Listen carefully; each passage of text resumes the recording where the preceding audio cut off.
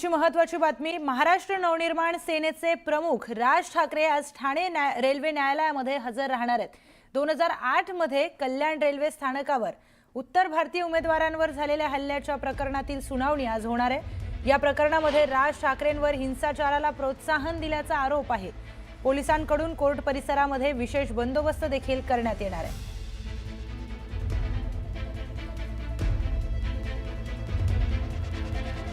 तर राज ठाकरे हे आज ठाणे कोर्टामध्ये हजर राहणार आहेत। उत्तर भारतीय उमेदवारांवर हल्ला प्रकरणामध्ये सुनावणी आज पार पडणार आहे। ठाणे कोर्टामध्ये राज ठाकरे हे कोर्टामध्ये दाखल झालेले आहेत। आत्ताची मोठी बातमी आपण बघतोय, राज ठाकरे हे ठाणे कोर्टामध्ये दाखल झालेले आहेत। त्याची थेट दृश्य आपण बघतोय। 2008 मध्ये रेल्वेवर जे काही हिंसाचार झाला, जे काही आंदोलन झाला, त्या संदर्भामध्ये राज ठाकरे यांना आता कोर्टामध्ये हजर राहावं लागतंय। त्या संदर्भामध्ये ते ठाणे कोर्टामध्ये हजर झालेले आहेत। त्याची काही दृश्य आपण बघतोय। तर या प्रकरणामध्ये राज ठाकरेंवर हिंसाचाराला प्रोत्साहन दिल्याचा आरोप करण्यात आलाय। 2008 मध्ये कल्याण रेल्वे स्थानकावर उत्तर भारतीय उमेदवारांवर हल्ला झाला होता आणि याच प्रकरणाची सुनावणी आज ठाणे कोर्टामध्ये पार पडतेय। या प्रकरणामध्ये राज ठाकरेंवर हिंसाचाराला प्रोत्साहन दिल्याचा आरोप आहे आणि त्या प्रकरणासंदर्भातच आजच्या सुनावणीमध्ये राज ठाकरे हे ठाणे कोर्टात पोहोचलेले आहेत। त्याची काही दृश्य आपण बघतोय। पोलिसांकडून कोर्ट परिसरामध्ये विशेष बंदोबस्त देखील तैनात करण्यात आलेला आहे। या सुनावणीमध्ये आता नेमकं कोर्ट काय निरीक्षण नोंदवतं पाहणं महत्त्वाचं ठरणार आहे। 2008 मधील रेल्वे भरती दरम्यान हा सगळा प्रकार घडला आणि या प्रकरणामध्ये उत्तर भारतीय उमेदवारावर हल्ला झाला। याच प्रकरणावर राज ठाकरे हे सुनावणीसाठी ठाणे कोर्टामध्ये पोहोचलेले आहेत। खरं तर उत्तर भारतीय उमेदवारावर जो काही हल्ला झाला, या सगळ्या प्रकरणामध्ये राज ठाकरेंवर हिंसाचाराला प्रोत्साहन दिल्याचा आरोप आहे आणि त्याच प्रकरणाची सुनावणी आता ठाणे कोर्टात पार पडते। या संदर्भात आपण बोलूयात आपले प्रतिनिधी प्रेम मोरे यांच्याशी। प्रेम, काय अधिकची माहिती?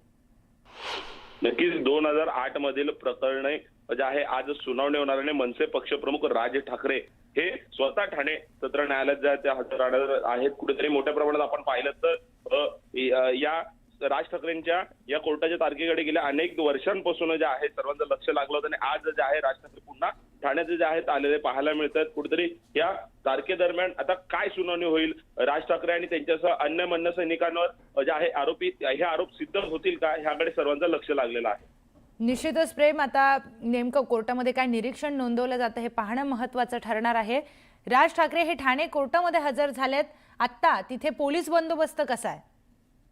मोठ्या प्रमाणात आपण पाहिलं तर कोर्टच्या परिसरामध्ये पोलीस बंदोबस्त आहे। त्याच प्रकारे कोर्ट नाका परिसरात म्हणजे आनंदनगरवरून ठाण्याच्या एंट्री पॉईंट प्रवेश द्वारापर्यंत जो आहे मोठ्या प्रमाणात पोलिसांचा बंदोबस्त तैनात करण्यात आलेला आहे। गोपनीय पोलीस सुद्धा तैनात करण्यात आलेले आहेत। कुठेतरी या सुनावणीचा निकाल काय लागेल या पार्श्वभूमीवर मोठ्या प्रमाणात पोलिसांचा हा बंदोबस्त तैनात करण्यात आलेला आहे।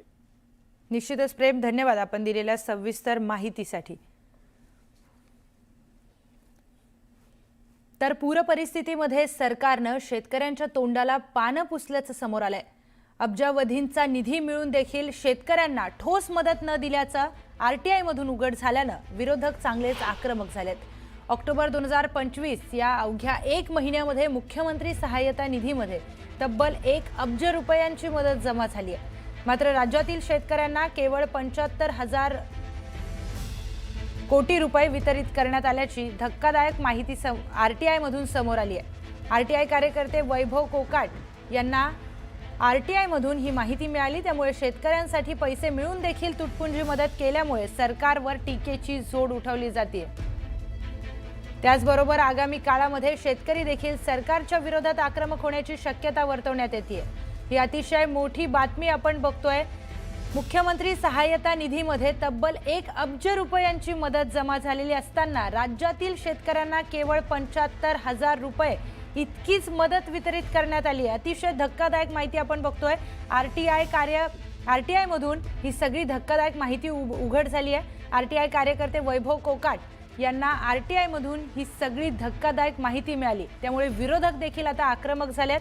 शेतकऱ्यांच्या तोंडाला पानं पुसण्याचा प्रयत्न सरकारकडून केला जातोय का, असा प्रश्न आता विरोधकांकडून विचारला जातोय। तर ही थेट दृश्य आपण बघतोय। राज ठाकरे हे ठाणे कोर्टातून बाहेर आलेले आहेत। 2008च्या एका प्रकरणामध्ये राज ठाकरे हे ठाणे कोर्टामध्ये हजर राहिलेले होते। त्या प्रकरणाची सुनावणी आज पार पडत होती आणि त्याच प्रकरणामध्ये मोठा पोलीस बंदोबस्त हा तैनात करण्यात आलेला होता। ठाणे कोर्टाच्या आवारामध्ये देखील मोठा पोलीस बंद दिसून येतोय। त्याचबरोबर आत्ताच काही वेळापूर्वी आपण बघितलं की राज ठाकरे हे ठाणे कोर्टामध्ये पोहोचलेले होते। सुनावणी पार पडलेली आहे आणि त्यानंतर राज ठाकरे आता ठाणे कोर्टातून बाहेर निघालेले आहेत। मोठ्या प्रमाणात गर्दी ही कार्यकर्त्यांची आणि पदाधिकाऱ्यांची देखील तिथे झालेली आहे आणि या सगळ्या गर्दीचा अंदाज घेता तिथे कोर्टाच्या आवारामध्ये मोठा पोलीस बंदोबस्त देखील तैनात करण्यात आलाय। 2008चं हे प्रकरण आहे। रेल्वे भरतीचं हे सगळं प्रकरण आहे। त्यामध्ये उत्तर भारतीय उमेदवाराला मारहाण झालेली होती आणि त्याच सगळ्या प्रकरणामध्ये हिंसाचार भडकवल्याचा आरोप हा राज ठाकरेंवर केला गेलेला। राज ठाकरेंना त्यामध्ये दोषी ठरवण्यात आलेला आणि त्यानंतर त्यांच्यावर हा आरोप झालेला आणि त्याच आरोपाची सुनावणी आज पार पडत होती ठाणे कोर्टामध्ये आणि ठाणे कोर्टामध्ये त्यासाठीच राज ठाकरे हे हजर झालेले होते। आता राज ठाकरे ठाणे कोर्टातून बाहेर पडलेले आहेत। त्याची ही दृश्य आपण बघतोय। मोठ्या प्रमाणामध्ये पोलीस बंदोबस्त दिसून येतोय। त्याचबरोबर मोठ्या प्रमाणात कार्यकर्त्यांची गर्दी देखील तिथे दिसते। कार्यकर्ते आहेत, पदाधिकारी आहेत आणि त्याचबरोबर पोलिसांचा देखील बंदोबस्त दिसून येतोय। आपण बोलूयात आपले प्रतिनिधी प्रेम मोरे यांच्याशी। प्रेम, काय झाले नेमकं सुनावणीमध्ये? नक्कीच जे आहे राज ठाकरे ठाणे कोर्टात दाखल झाले असून आता सुनावणीला सुरुवात झालेली आहे। राज ठाकरेंना जेव्हा जजने प्रश्न विचारला की तुम्हाला हा गुन्हा कबूल आहे का, त्यावेळेस राज ठाकरेंनी सांगितलं की मला गुन्हा जो आहे तो कबूल नाही। तर त्यानंतर जजने त्यांना पुन्हा विचारलं की तुम्ही या प्रकरणामध्ये सहकार्य करा, महिनाभरात आपण हे प्रकरण जे आहे ते मार्गी लावू। कुठेतरी मोठ्या प्रमाणात या प्रकरणाकडे सर्वांचं लक्ष लागलं होतं, म्हणजे मनसैनिक असतील किंवा ठाण्यात इतर मनसेचे कार्यकर्ते पदाधिकारी असतील, या प्रकरणाकडे लक्ष लागून होतं। आणि आज जेव्हा राज ठाकरे कोर्टात आले त्याच वेळेस जे आहे हे प्रकरण पाहिलं तर राज ठाकरेंनी सांगितलं की 2008 साली जे झालं होतं त्यात म्हणजे हा गुन्हा मला मान्य नाही, हा गुन्हाच नाहीये मुळात। तर प्रेम, या संदर्भात आता पुढची सुनावणी कधी पार पडणार आहे, अशी काही तारीख आली आहे का पुढची? अद्याप तारीख समोर आली नाही, परंतु जे आहे आता थोड्या वेळातच तारीख देखील समजेल। बरं, धन्यवाद आपण दिलेल्या माहितीसाठी। तर राज ठाकरेंना ठाणे कोर्टामध्ये आज हजर राहण्याचे आदेश होते। त्या आदेशानुसार राज ठाकरे हे ठाणे कोर्टामध्ये हजर झालेले होते आणि त्यामध्येच कोर्टाने त्यांना प्रश्न विचारला की हा गुन्हा तुम्हाला मान्य आहे का? तर राज ठाकरे यांनी उत्तर दिलं नाही आणि हा मुळात गुन्हाच नाही आहे असं उत्तर राज ठाकरे यांच्याकडून देण्यात आलं। या प्रकरणाची आता पुढची सुनावणी कधी होती आहे याची तारीख अद्याप समोर आलेली नाही, पण याची सुनावणी पुढच्या वेळेस जेव्हा पार पडेल त्याची तारीख समोर येईल, ती तुमच्यापर्यंत आम्ही पोहोचवणारच आहोत। पण राज ठाकरेंना गुन्हा मान्य आहे का हा सवाल कोर्टाकडून विचारण्यात आला, तेव्हा गुन्हा मान्य नसल्याचं उत्तर राज ठाकरेंनी कोर्टामध्ये दिलंय। 2008चं हे सगळं प्रकरण आहे आणि याच प्रकरणासंदर्भामध्ये राज ठाकरे यांना ठाणे कोर्टामध्ये बोलवण्यात आलेलं होतं। त्या संदर्भात सुनावणी आज ठाणे कोर्टामध्ये पार पडली। त्या सुनावणीमध्ये राज ठाकरेंना प्रश्न विचारण्यात आला की गुन्हा तुम्हाला मान्य आहे का? याला उत्तर देताना राज ठाकरेंनी नाही असं उत्तर दिलंय। हा गुन्हाच नाहीये मुळात असं उत्तर राज ठाकरेंकडून देण्यात आलं आहे। तर ठाणे कोर्टामध्ये ही सुनावणी पार पडली। काही दृश्य आपण बघतोय। राज ठाकरे हे ठाणे कोर्टामधून आता निघालेले आहेत। काही वेळापूर्वीच ते ठाणे कोर्टामध्ये पोहोचले होते। 2008च्या या प्रकरणाची महत्त्वाची सुनावणी आज ठाणे कोर्टामध्ये पार पडतीये आणि त्यासाठीच राज ठाकरे हे ठाणे कोर्टामध्ये पोहोचलेले होते। राज ठाकरे येणार म्हटल्यावर त्या भागामध्ये मोठ्या प्रमाणामध्ये पोलीस बंदोबस्त देखील तैनात करण्यात आलेला आणि आता राज ठाकरे हे सुनावणी ला पोहोचले होते आणि त्यानंतर आता ते तिथून निघालेले आहेत। त्याचीच ही काहीशी दृश्य आपण बघतोय। कोर्टाने राज ठाकरेंना याच प्रकरणामध्ये काही सवाल उपस्थित केलेले होते आणि त्याची उत्तरं देताना राज ठाकरे यांनी मुळात हा गुन्हाच नाही आहे असं उत्तर राज ठाकरे यांच्याकडून देण्यात आलेलं आहे। 2008 मधील रेल्वे भरती दरम्यानचं हे सगळं मारहाणीचं प्रकरण आहे। 2008 मध्ये रेल्वे भरतीच्या वेळी एका उत्तर भारतीय उमेदवारांवर हल्ला करण्यात आला आणि या हल्ल्यामध्ये मग राज ठाकरेंना सुनावणीसाठी आता बोलवण्यात आलेलं होतं आज आणि ती सुनावणी आता पार पडलेली आहे।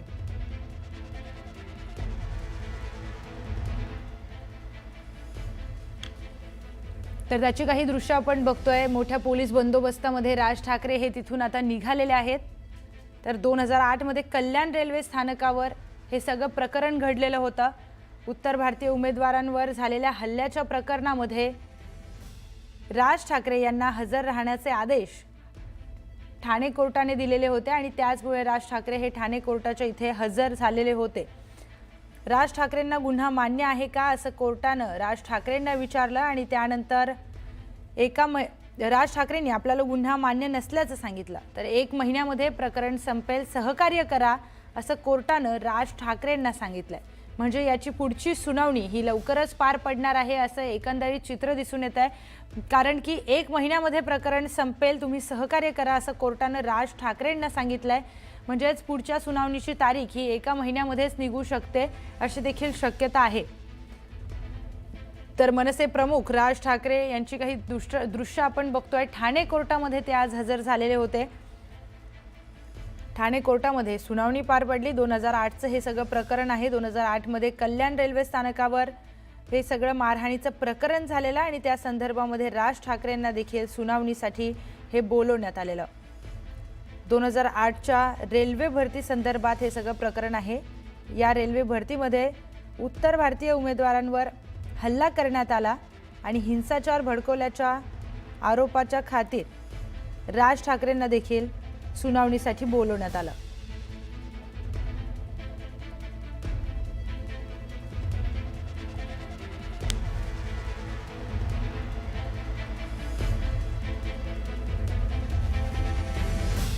या संदर्भात अधिकची माहिती आपण घेऊयात आपले प्रतिनिधी अजित मांढरे यांच्याकडून। अजित, कोर्टात प्रश्न उत्तरं झाली, त्यानंतर 1 महिन्यामध्ये प्रकरण संपेल, सहकार्य करा असं कोर्टाने म्हटलं। आणखी काय कोर्टामध्ये बोलणं झालंय?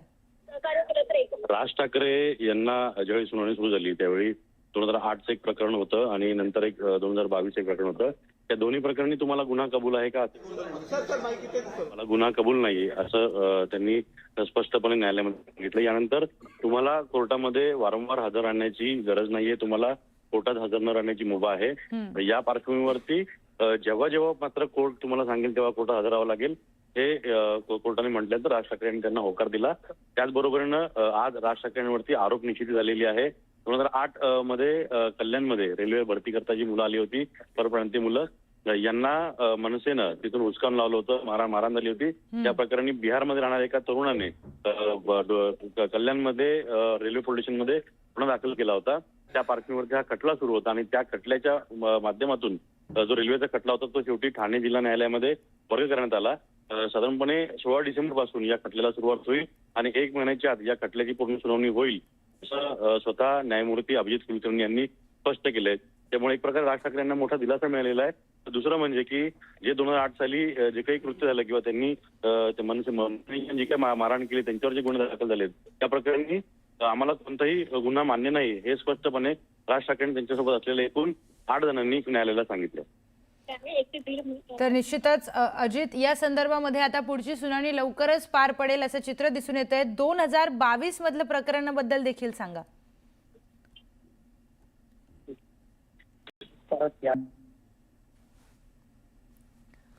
तर काही तांत्रिक कारणामुळे अजितचा आवाज आपल्यापर्यंत पोहोचत नाहीये। 2008 मध्ये रेल्वे भरती संदर्भामध्ये उत्तर भारतीय उमेदवारांना मारहाण करण्यात आलेली, हुसकावून लावण्यात आलेलं, त्या संदर्भामध्ये हिंसाचार भडकवल्याच्या प्रकरणी राज ठाकरे यांच्यावर देखील गुन्हा दाखल झालेला, त्या संदर्भात देखील ही सुनावणी होती। आणि 2022 मध्ये ठाण्यामध्ये मनसेची सभा झाली। या सभेदरम्यान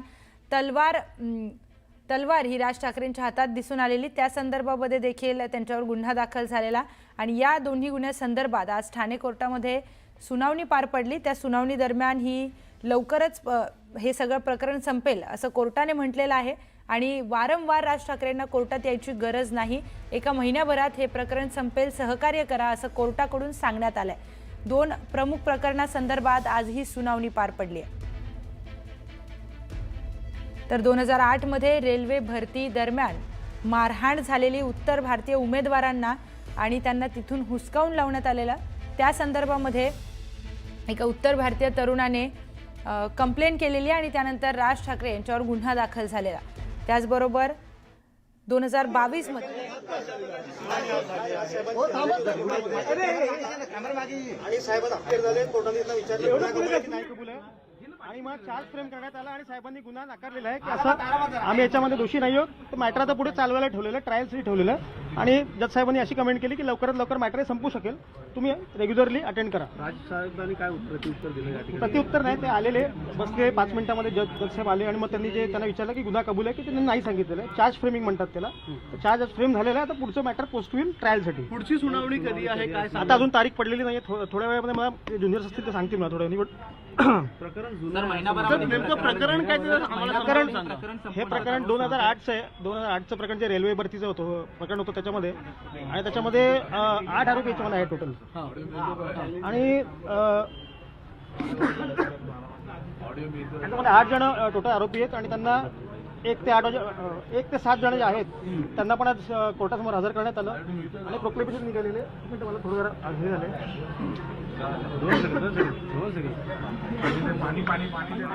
तर गुन्हा मान्य नसल्याचं राज ठाकरे यांनी कोर्टामध्ये सांगितलंय. या संदर्भात आपण अधिकची माहिती जाणून घेऊयात आपले प्रतिनिधी अजित मांढरे यांच्याकडून. अजित,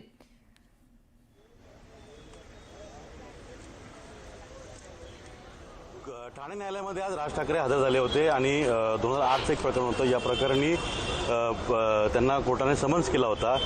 जुनं प्रकरण आहे आणि ह्याचा खटला जो आहे तो ठाणे न्यायालयामध्ये वर्ग केला होता. आपल्यासोबत शिरोडकर साहेब आहेत आणि सयाजी नांगरे साहेब आहेत. त्या दोघांनीही राज ठाकरे यांची बाजू जी आहे ती कोर्टात मांडली. शिरोडकर साहेब, राज ठाकरे साहेब कोर्टामध्ये हजर झाले होते. नेमकं कोर्टाचा आज तारीख काय होती आणि प्रकरण काय होती? आज त्यांना हजर राहायचे आदेश दिले होते. त्या अनुषंगाने राजसाहेब कोर्टात हजर राहिले.